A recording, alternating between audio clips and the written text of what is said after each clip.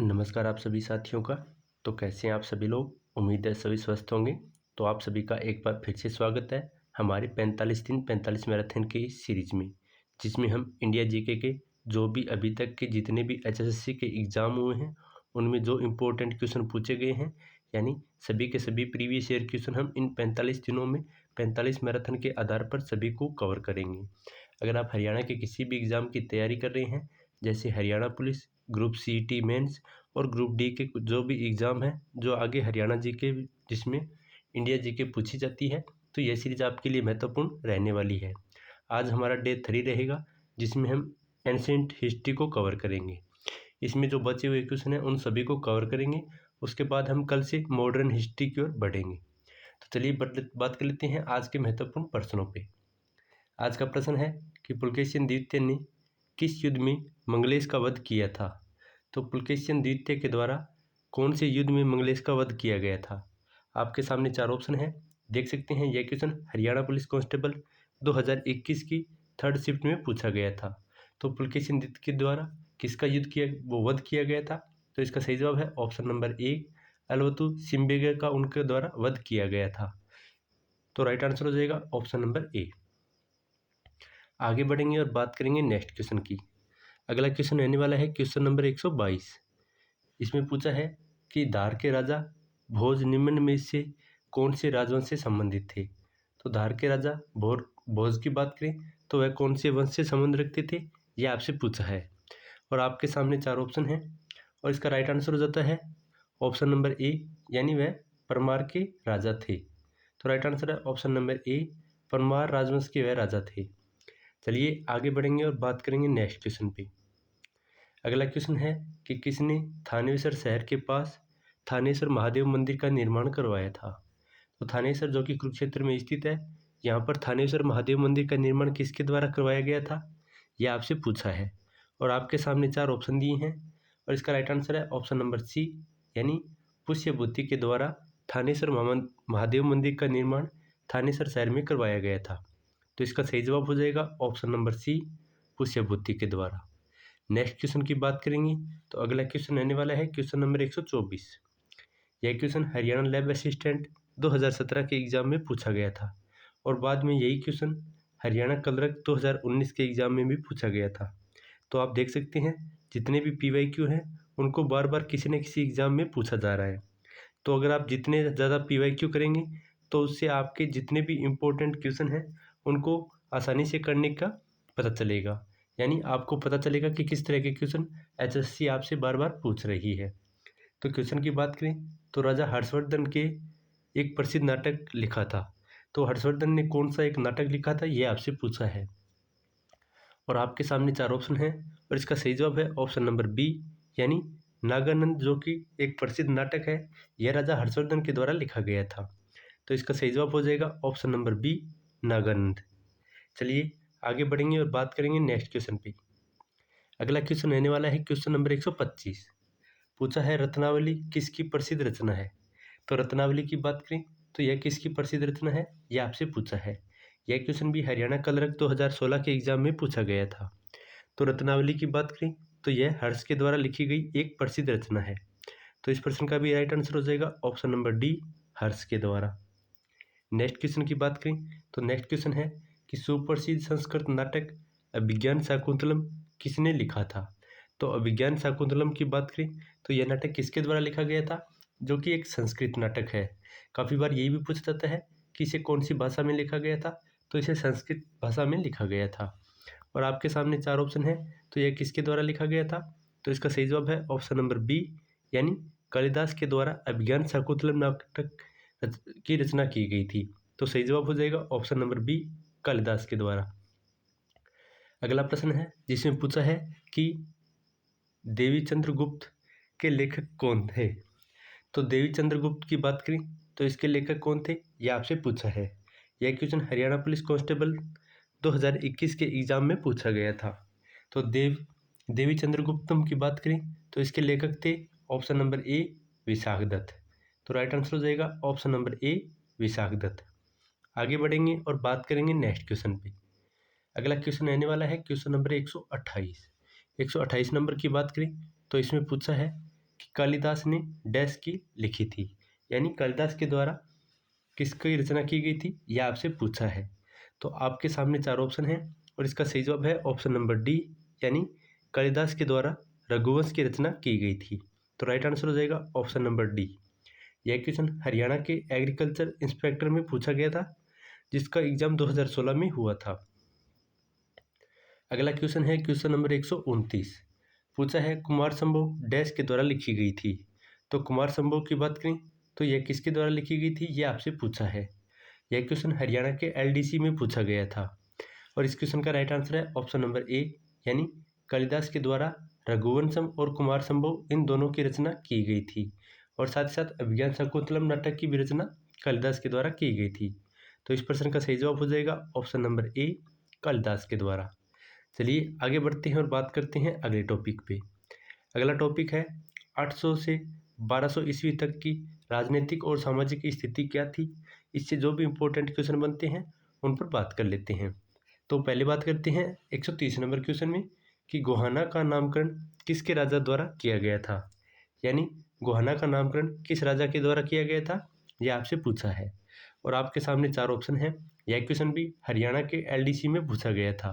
तो पृथ्वीराज चौहान के द्वारा गोहाना का नामकरण किया गया था। तो इस प्रश्न का सही जवाब हो जाएगा option number B, Prithviraj Chauhan के द्वारा। चलिए आगे बढ़ते हैं और बात करते हैं अगले प्रश्न की। नेक्स्ट क्वेश्चन है क्वेश्चन नंबर 131। पूछा है विक्रमशिला महाविहार किसके द्वारा स्थापित हुआ था। तो विक्रमशिला की बात करें तो यह किसके द्वारा इसका निर्माण किया गया था, यह आपसे पूछा है। यह क्वेश्चन भी असिस्टेंट सेक्रेटरी में पूछा गया था, जो 2017 में एग्जाम हुआ था। तो विक्रमशिला महाविहार की बात करें तो यह किसके द्वारा स्थापित किया गया था। तो इसका राइट आंसर हो जाएगा ऑप्शन नंबर ए, यानी धर्मपाल के द्वारा इसका निर्माण करवाया गया था। तो राइट आंसर है ऑप्शन नंबर ए, धर्मपाल। चलिए आगे बढ़ते हैं और बात करते हैं अगले प्रश्न की। अगला क्वेश्चन है कि खजुराहो स्मारक है, यानी खजुराहो कहाँ पर स्थित है, यह आपसे पूछा है।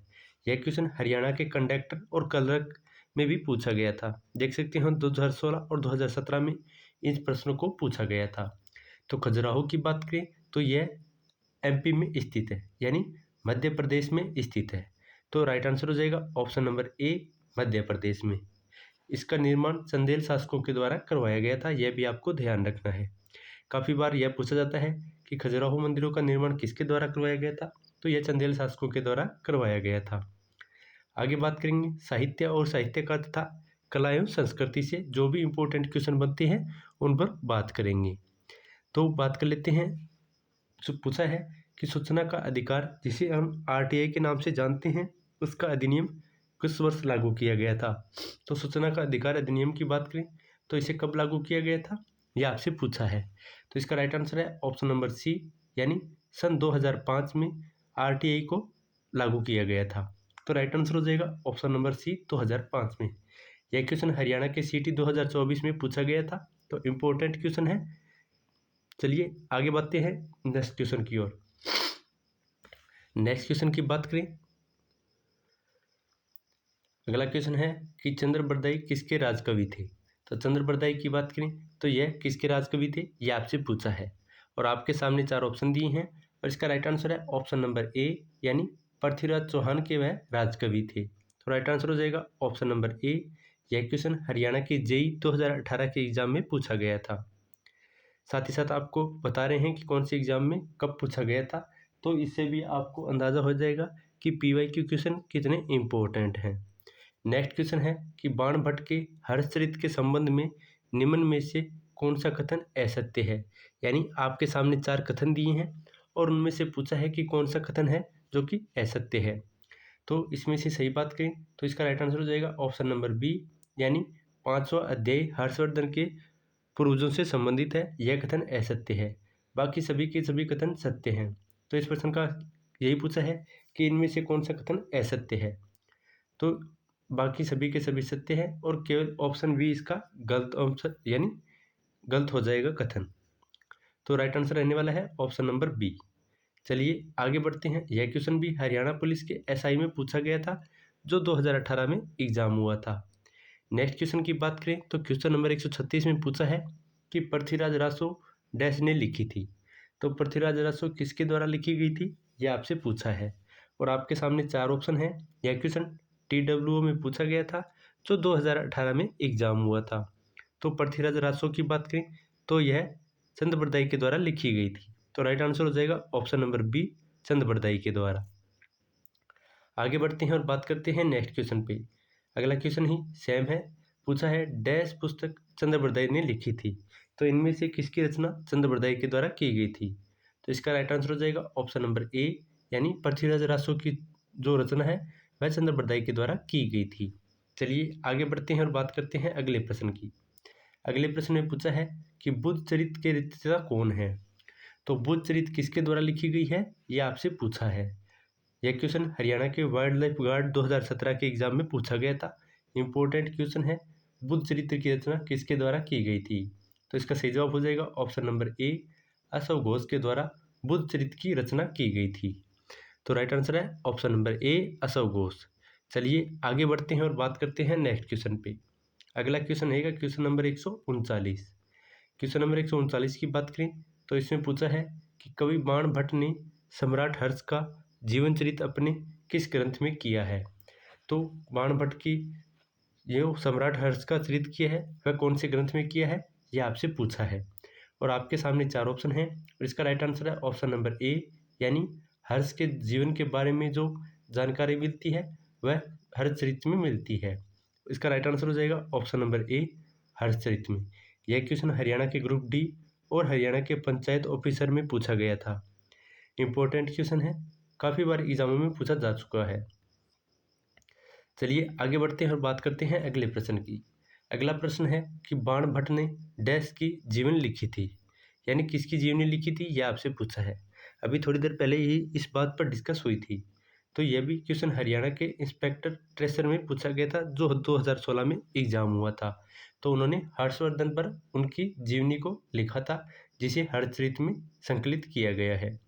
तो इस प्रश्न का सही जवाब हो जाएगा ऑप्शन नंबर ए, हर्षचरित्र में। अगला क्वेश्चन है कि हर्षचरित्र किसके द्वारा लिखा गया था। तो इसका राइट आंसर हो जाएगा ऑप्शन नंबर डी, यानी बाण भट्ट के द्वारा। यह क्वेश्चन हरियाणा रोडवेज 2017 में पूछा गया था। यानी हर्षचरित्र से काफ़ी बार क्वेश्चन हरियाणा बोर्ड पूछ रही है, तो इम्पोर्टेंट हो जाएगा। चलिए आगे बढ़ते हैं और बात करते हैं अगले प्रश्न की। अगला प्रश्न है कि कादम्बरी की रचयिता कौन है। तो कादम्बरी की बात करें तो इसकी रचना किसके द्वारा की गई है, यह आपसे पूछा है। यह क्वेश्चन हरियाणा के मंडी सुपरवाइजर 2018 के एग्जाम में पूछा गया था। तो कादम्बरी के रचयिता की बात करें तो वह थे बाण भट्ट। तो इस प्रश्न का सही जवाब है ऑप्शन नंबर सी, बाण भट्ट के द्वारा कादम्बरी की रचना की गई है। नेक्स्ट क्वेश्चन है क्वेश्चन नंबर 143। क्वेश्चन नंबर 143 की बात करें तो पूछा है गाथा सप्तशती किस भाषा में लिखी गई थी। तो गाथा सप्तशती की बात करें तो यह कौन सी भाषा में लिखी गई थी, यह आपसे पूछा है। यह क्वेश्चन हरियाणा पुलिस कांस्टेबल 2021 के एग्जाम में पूछा गया था। तो राइट आंसर हो जाएगा ऑप्शन नंबर ए, यानी इसे प्राकृत भाषा में लिखा गया था। तो सही जवाब है ऑप्शन नंबर ए, प्राकृत भाषा में। आगे बढ़ते हैं और बात करते हैं अगले क्वेश्चन पे। अगला क्वेश्चन है कि किसने ऐहोल की वास्तुकला को भारतीय मंदिर वास्तुकला का उद्गम स्थल कहा था। तो ऐहोल की जो वास्तुकला थी उसे भारतीय मंदिर वास्तुकला का उद्गम स्थल किसने कहा था, यह आपसे पूछा है। यह क्वेश्चन भी हरियाणा पुलिस कांस्टेबल 2021 के एग्जाम में पूछा गया था। तो यह किसने कहा था, तो इसका सही जवाब है ऑप्शन नंबर 3, यानी option number C, Percy Brown के द्वारा यह कहा गया था कि ऐहोल की जो वास्तुकला है वह भारतीय मंदिर की वास्तुकला का उद्गम स्थल मानी जाती है। तो राइट आंसर हो जाएगा option number C, Percy Brown के द्वारा। नेक्स्ट क्वेश्चन रहेगा क्वेश्चन नंबर 145। तो क्वेश्चन नंबर 145 की बात करें तो इसमें पूछा है कि अजंता एलोरा की सुप्रसिद्ध गुफाओं में किस धर्म से संबंधित मूर्तियां एवं भित्ति चित्र मिले हैं। यानी अजंता जो एलोरा की गुफा है जो कि महाराष्ट्र में मिली है, वहाँ से किस धर्म और वहाँ के भित्ति चित्र मिले हैं, यह आपसे पूछा है। तो आपके सामने 4 ऑप्शन दिए हैं। चलिए बात कर लेते हैं कि हिंदू धर्म, बौद्ध धर्म और जैन धर्म। तो यह राइट आंसर हो जाएगा ऑप्शन नंबर डी, यानी एलोरा और जो अजंता की गुफा है वहाँ से हिंदू धर्म, बौद्ध धर्म और जैन धर्म, इन तीनों के साक्ष्य प्राप्त हुए हैं। तो इस प्रश्न का राइट आंसर हो जाएगा ऑप्शन नंबर डी, उपयुक्त सभी। यह क्वेश्चन भी हरियाणा पुलिस कांस्टेबल 2018 के एग्ज़ाम में पूछा गया था। चलिए आगे बढ़ते हैं और बात करते हैं नेक्स्ट क्वेश्चन पे। इस क्वेश्चन का जवाब आपको पहले बता दिया था, तो चलिए बात कर लेते हैं कि खजुराहो में जो मंदिरों का निर्माण किसने करवाया था, यह आपसे पूछा है। तो यह क्वेश्चन आपके लिए रहेगा, तो कमेंट में ज़रूर बताएं कि इसका राइट आंसर क्या रहने वाला है, क्योंकि हमने आपको थोड़ी देर पहले ही प्रश्न का जवाब दे दिया था। देखते हैं आपकी मेमोरी कितनी शार्प है। तो चलिए बात कर लेते हैं नेक्स्ट क्वेश्चन पे। आपके सामने 4 ऑप्शन हैं, आप देख सकते हैं। कमेंट में ज़रूर बताएं कि इसका राइट आंसर क्या रहने वाला है। इंपॉर्टेंट क्वेश्चन है, बहुत से एग्जामों में यह क्वेश्चन पूछा जाता है। तो उम्मीद है आप सभी कमेंट में ज़रूर बताएंगे कि इसका राइट आंसर क्या रहने वाला है। नेक्स्ट क्वेश्चन है क्वेश्चन नंबर 147। पूछा है प्रसिद्ध सूर्य मंदिर किस भारतीय राज्य में स्थित है। तो सूर्य मंदिर की बात करें तो ये भारत के कौन से राज्य में स्थित है, यह आपसे पूछा है। और आपके सामने 4 ऑप्शन दिए हैं, देख सकते हैं। हरियाणा क्लर्क 2016 में इस क्वेश्चन को पूछा गया था। तो सूर्य मंदिर की बात करें तो यह हरियाणा क्लर्क के जो एग्ज़ाम हुआ था, जो कि 3rd शिफ्ट में हुआ था, उसमें पूछा गया था। तो सूर्य मंदिर से काफ़ी बार क्वेश्चन पूछे जाते हैं। तो यह कोणार्क सूर्य मंदिर है, जो कि ओडिशा में मिला था, यानी यहाँ पर इसे स्थित है। यही आपसे पूछा है कि जिसे कोणार्क सूर्य मंदिर भी कहते हैं, यह ओडिशा राज्य में स्थित है। तो इस प्रश्न का राइट आंसर है ऑप्शन नंबर ए, कोणार्क ओडिशा में यह मंदिर स्थित है। चलिए आगे बढ़ते हैं और बात करते हैं नेक्स्ट क्वेश्चन पे। इंपॉर्टेंट क्वेश्चन है, बहुत बार यह क्वेश्चन एसएससी एग्जामों में पूछती है कि मीनाक्षी मंदिर कहाँ स्थित है। तो मीनाक्षी मंदिर की बात करें तो यह मदुरई में स्थित है। तो इस प्रश्न का सही जवाब हो जाता है ऑप्शन नंबर सी, मदुरई में। आगे बात करेंगे नेक्स्ट क्वेश्चन की। अगला क्वेश्चन रहेगा क्वेश्चन नंबर 149। पूछा है गानों में लय लाने के लिए प्रयुक्त बजाने वाली मिट्टी का घड़ा डैश कहलाता है। यानी गानों में जो लय लाने के लिए प्रयुक्त बजाए जाने वाला मिट्टी का घड़ा होता है, उसे क्या कहते हैं, यह आपसे पूछा है। और आपके सामने 4 ऑप्शन हैं, और इसका राइट आंसर हो जाता है ऑप्शन नंबर डी, यानी उसे घड़ा ही कहा जाता है। यह क्वेश्चन हरियाणा लैब असिस्टेंट 2018 के एग्जाम में पूछा गया था। तो इसका सही जवाब हो जाता है ऑप्शन नंबर डी, घड़ा। चलिए आगे बढ़ेंगे और बात करेंगे नेक्स्ट क्वेश्चन पे। तो अगला क्वेश्चन रहेगा क्वेश्चन नंबर 150। तो 150 नंबर क्वेश्चन की बात करें तो इसमें पूछा है कि तमिलनाडु के महाबलीपुरम में स्मारकों के समूह का निर्माण डैश राजाओं ने किया था। तो महाबलीपुरम के जो स्मारक थे, उनका निर्माण किसके द्वारा करवाया गया था, यह आपसे पूछा है। चलिए बात कर लेते हैं ऑप्शनों पर। तो आपके सामने 4 ऑप्शन दिए हैं, जिसमें से बात करें तो तमिलनाडु के जो महाबलीपुरम के स्मारक है, वह पल्लव राजाओं के द्वारा बनवाए गए थे। तो इस प्रश्न का सही जवाब हो जाएगा ऑप्शन नंबर बी, पल्लव राजाओं के द्वारा। यह क्वेश्चन हरियाणा के अकाउंटेंट 2016 की फर्स्ट शिफ्ट में पूछा गया था। नेक्स्ट क्वेश्चन है क्वेश्चन नंबर 151। प्रश्न है कि राजा पृथ्वीराज डैश राजवंश के थे। तो पृथ्वीराज की बात करें तो वह कौन से राजवंश से संबंध रखते थे, यह आपसे पूछा है। तो आपके सामने 4 ऑप्शन हैं, और इसका सही जवाब है ऑप्शन नंबर सी, यानी वह चौहान वंश से संबंध रखते थे। तो राइट आंसर हो जाएगा ऑप्शन नंबर सी, चौहान से। आगे बढ़ते हैं और बात करते हैं अगले प्रश्न की। नेक्स्ट क्वेश्चन है क्वेश्चन नंबर 152। पूछा है डैश तराइन की द्वितीय लड़ाई में हार गए थे। यानी तराइन की दूसरी लड़ाई में कौन हार गए थे, यह आपसे पूछा है। तो आपके सामने 4 ऑप्शन है, और इसका सही जवाब है ऑप्शन नंबर ए, यानी पृथ्वीराज चौहान, जो कि 1192 में तराइन की द्वितीय लड़ाई हुई थी, उसमें हार गए थे। और पहली लड़ाई में वह मोहम्मद गोरी को हराते हैं, जो कि 1191 में प्रथम लड़ाई हुई थी, और 1192 में तराइन की द्वितीय लड़ाई हुई थी। द्वितीय लड़ाई में मोहम्मद गोरी जीत जाते हैं और पृथ्वीराज चौहान हार जाते हैं। आगे बढ़ते हैं और बात करते हैं अगले प्रश्न की। अगला प्रश्न है प्रश्न नंबर 153। पूछा है 12वीं शताब्दी में निम्न में से किसने हांसी किले का पुनर्निर्माण करवाया था। तो 12वीं शताब्दी में हांसी के किले का पुनर्निर्माण किसने करवाया था, यह आपसे पूछा है। और आपके सामने 4 ऑप्शन हैं, और इसका राइट आंसर है ऑप्शन नंबर सी, यानी पृथ्वीराज चौहान के द्वारा 12वीं शताब्दी में हांसी के किले का पुनर्निर्माण करवाया गया था। तो राइट आंसर हो जाएगा option number C, Prithviraj Chauhan के द्वारा। आगे बढ़ते हैं और बात करते हैं अगले प्रश्न की। इंपॉर्टेंट क्वेश्चन है कि महमूद गजनी ने थानेश्वर पर आक्रमण कब किया था। तो महमूद गजनवी के द्वारा थानेस पर आक्रमण कब किया गया था, यह आपसे पूछा है। और आपके सामने 4 ऑप्शन है, देख सकते हैं। ये क्वेश्चन हरियाणा पुलिस कांस्टेबल 2018 और हरियाणा के WTO एग्जाम 2018 में भी यही क्वेश्चन पूछा गया था। तो बात करें तो आक्रमण कब किया गया था, तो राइट आंसर है ऑप्शन नंबर बी, यानी 1014 में महमूद गजनवी ने थानेश्वर पर आक्रमण किया था। तो सही जवाब हो जाएगा ऑप्शन नंबर बी, 1014 में। चलिए आगे बढ़ते हैं और बात करते हैं अगले प्रश्न की। अगले प्रश्न में पूछा है कि डैश निर्णायक था और उसने उत्तर भारत में मुस्लिम प्रभुत्व की नींव रखी थी। यानी कौन सा युद्ध था जो कि उत्तर भारत में मुस्लिम प्रभुत्व की नींव रखी थी। तो आपके सामने 4 ऑप्शन हैं और इसका राइट आंसर है ऑप्शन नंबर ए, यानी तराइन की जो द्वितीय लड़ाई थी उसने निर्णायक कर दिया था कि उत्तर भारत में मुस्लिम राजवंश का स्थापना हो गई थी। तो राइट आंसर है ऑप्शन नंबर ए, तराइन का द्वितीय युद्ध, जो कि 1192 में हुआ था। तो राइट आंसर हो जाएगा ऑप्शन नंबर ए। चलिए आगे बढ़ेंगे और बात करेंगे नेक्स्ट क्वेश्चन की। अगला क्वेश्चन रहेगा क्वेश्चन नंबर 156। तो क्वेश्चन नंबर 156 की बात करें तो इसमें पूछा है कि डैश तोमर वंश का अंतिम राजा था जिसने दिल्ली का सिंहासन अपने दामाद पृथ्वीराज चौहान को सौंप दिया था। तो तोमर वंश का अंतिम राजा कौन सा था, यह आपसे पूछा है। यह क्वेश्चन हरियाणा पुलिस SI में पूछा गया था, जो 2018 में एग्जाम हुआ था। तो तोमर वंश का अंतिम राजा कौन सा था, तो वह थे अनंगपाल तोमर। यानी इस प्रश्न का राइट आंसर हो जाएगा ऑप्शन नंबर सी, यानी अनंगपाल तोमर थे जिन्होंने अपने दामाद पृथ्वीराज चौहान को दिल्ली का सिंहासन सौंप दिया था और तोमर वंश के अंतिम राजा भी थे। चलिए आगे बढ़ते हैं और बात करते हैं अगले प्रश्न पे। नेक्स्ट क्वेश्चन रहेगा क्वेश्चन नंबर 157। पूछा है कि किस युद्ध क्षेत्र में मोहम्मद गोरी और पृथ्वीराज चौहान की सेनाओं का आमना सामना हुआ था।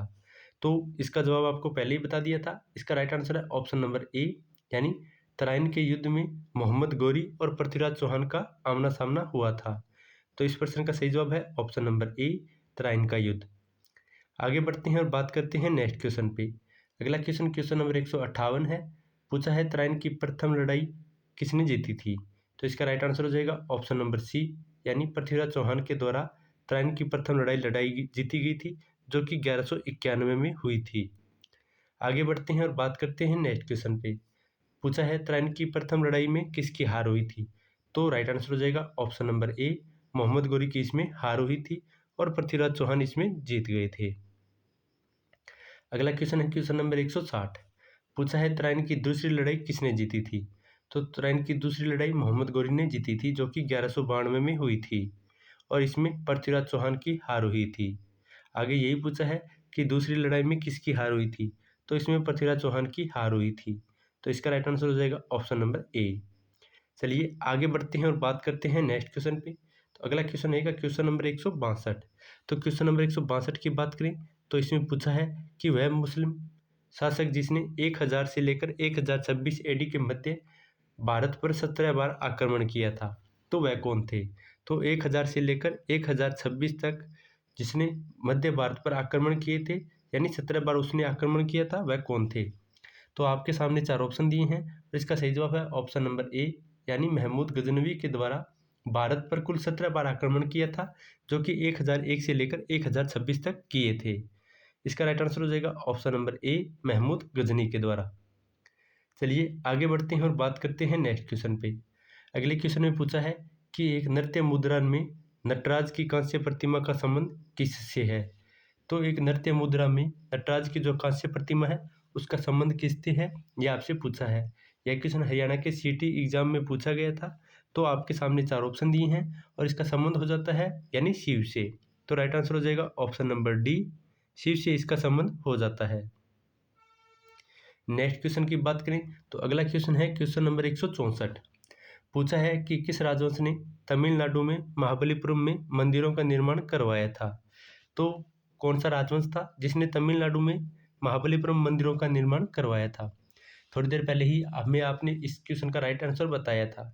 यह क्वेश्चन हरियाणा के अकाउंटेंट और डिप्टी रेंजर 2015 में और 2016 में पूछा गया था। उम्मीद है आप सभी इसका जवाब कमेंट में ज़रूर बताएंगे कि इसका राइट आंसर क्या रहने वाला है। अगर आपने इस क्लास को अच्छे से देखा है तो इसका जवाब आप कमेंट में ज़रूर दे पाएंगे। चलिए आगे बात कर लेते हैं विविध के, यानी जो एंशियंट हिस्ट्री के अलावा जो इम्पोर्टेंट क्वेश्चन बनते हैं उन पर बात कर लेते हैं। तो क्वेश्चन नंबर 165 है कि बेबीलोनिया का हैंगिंग गार्डन किसके द्वारा बनाया गया था, यह आपसे पूछा है। और आपके सामने 4 ऑप्शन है। यह क्वेश्चन हरियाणा के सीटी 2024 में पूछा गया था। तो बेबीलोनिया का हैंगिंग गार्डन किसके द्वारा बनाया गया था, तो इसका राइट आंसर हो जाता है ऑप्शन नंबर डी, यानी नेबूकडनेस्सर के द्वारा इसका निर्माण करवाया गया था। तो इसका सही जवाब हो जाएगा ऑप्शन नंबर डी के। चलिए आगे बढ़ते हैं और बात करते हैं नेक्स्ट क्वेश्चन पे। अगला क्वेश्चन है क्वेश्चन नंबर 166, पूछा है दक्षिण भारत में चोल राजवंश का संस्थापक कौन था। तो चोल राजवंश की बात करें तो इसके संस्थापक कौन थे, यह आपसे पूछा है। तो ऑप्शन है कराईकल, दूसरा ऑप्शन है प्रांतक, तीसरा ऑप्शन है राजराजा और चौथा ऑप्शन है इनमें से कोई नहीं। तो इस प्रश्न का राइट आंसर हो जाएगा ऑप्शन नंबर डी, यानी इनमें से कोई नहीं। तो चोल वंश के राजवंश के संस्थापक की बात करें तो वह थे विजयालय। तो यह भी आपको ध्यान रखना है। तो विजयालय यहाँ के संस्थापक थे। चलिए आगे बढ़ते हैं और बात करते हैं नेक्स्ट क्वेश्चन पे। अगला क्वेश्चन यह था आपका हमारा एंशियंट हिस्ट्री का टॉपिक, जिसमें हमने आपको जितने भी इम्पोर्टेंट क्वेश्चन बनते हैं यानी 160 प्लस यानी 166 क्वेश्चन एंशियंट हिस्ट्री के बने हैं, जो कि HSSC के बहुत से एग्जामों में पूछे गए हैं। तो उन सभी को हमने इस वीडियो के माध्यम से कवर कराने की कोशिश की है। उम्मीद है आपको यह सेशन पसंद आया है। अगर आपको पसंद आया है तो वीडियो को लाइक कर दीजिए और चैनल पर नए हैं तो चैनल को सब्सक्राइब कर लीजिए। डे 4 में हम आपको मध्यकालीन इतिहास के जितने भी इम्पोर्टेंट क्वेश्चन बनते हैं उनको कवर करा देंगे। और ऐसे ही 45 दिन 45 मैराथन में हम आपको कंप्लीट इंडिया जीके को कवर कराएंगे, जो कि हरियाणा के सभी एग्जामों में पूछी जाती है। तो मिलते हैं एक नई वीडियो के साथ, तब तक के लिए धन्यवाद।